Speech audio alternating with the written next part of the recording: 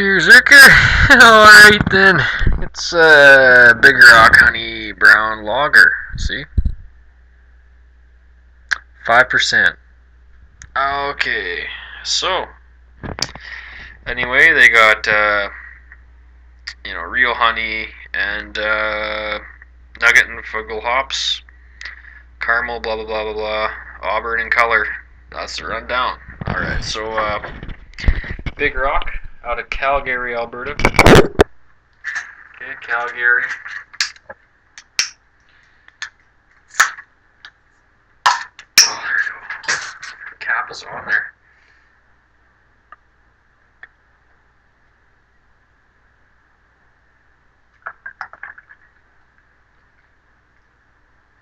Okay.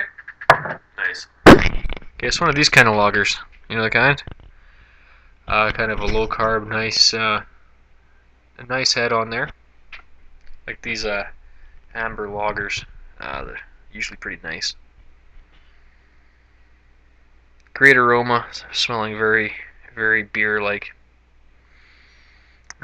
Kind of, the malt is just coming off like the ales you'd be accustomed with this color, but I'm sure we're gonna get some lagerness out of the taste.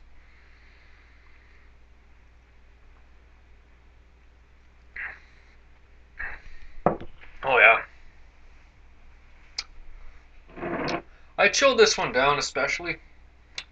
I bought, I think it was a 24 pack.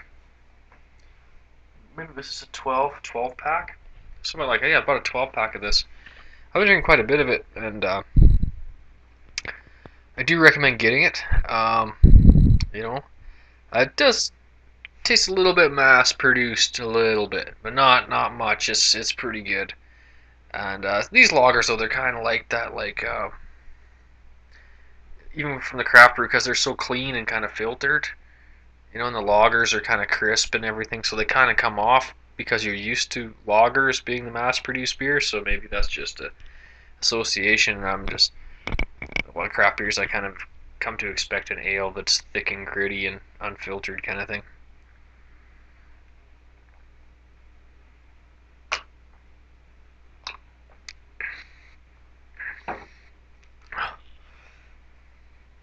Well, the malts where it's going on, whew, and the honey's coming through, kind of like the dark honey. And I don't know if they're using dark honey, but either way, next to these brown tobacco kind of colored malts, oh man, honey's really nice.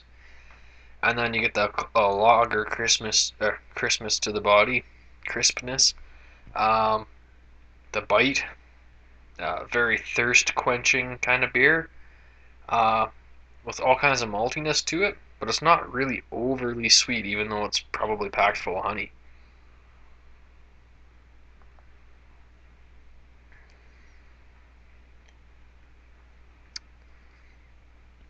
Hmm. Nice hot bite in the back.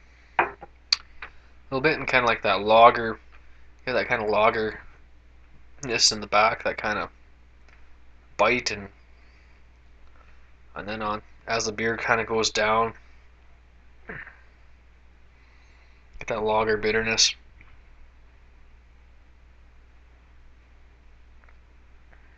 Well, the carbonation is just like a million little pinpricks on your tongue. It's a very nice carbonation. The body in the head is not really holding up, but it's like any of these darker lagers. It does have nice foam for as long as it lasts. It's if you ever drink Negra Modelo, it's a definitely a lot darker than this, but it's kind of like that. It's kind of in there with some honey.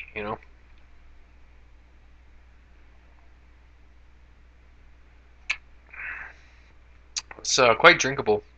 This would be a really good spring beer. Oh yeah, and it just Chinooked. I don't know if you know what that means, but all last week it was like 17 degrees Celsius, like 17 degrees below freezing. 17 or 20, and then 10, and then 15, and then 17 again. Now it was like 12 to 15 above, and all the snow melted, and it was like lakes everywhere and mud all over the place. That happens about 60 times a year where we're from here. It's called a Chinook. It's a big fucking mess, is what it is. It's like t-shirt weather. You go from like 20 degrees below freezing to t-shirt weather in a matter of hours.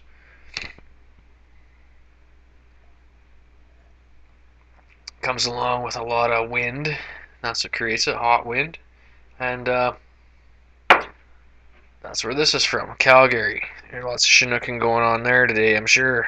I bet the whole city was a big fucking disaster. It was mud everywhere. And so this is one of Canada's first craft breweries, uh, so to speak. Although I imagine it's a pretty large brewery. They pump out a lot of beer, and that's the first ale I've ever had was from these guys. So back when nobody else was hardly doing it, they keep coming out with new beers all the time, and this is one that I think is one of their better beers. Uh, and some of their beers I like, and some of them not so much, but they definitely have some pretty good beers. And so I probably have a few other reviews on here, and but I'll probably pick up some more as they come out with new stuff. I know they got a lot of beers though. As for a rate, done the beer, highly drinkable, very malty. The honeyness and the bitterness and the maltiness tie together. It's a very tight uh, flavor scheme there. It's one and the other. They all kind of blend and they're all kind of phase through like a rainbow. And I'll tell you, it wasn't too bad at that temperature. And sometimes I drink them and don't like them so much, but this is definitely a fried chicken beer or something like that. You'd even do it with ribs or hamburgers. It'd be pretty good with almost anything really. It's definitely worth picking up. I'm gonna give this one. I don't want to overrate it, but it was really nice like that.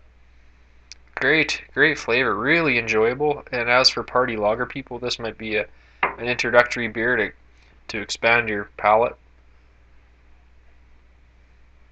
It's definitely delicious, and it's not that heavy. It's a little bit from the maltiness, but you can still put one back, and I think I did it in 6 minutes there.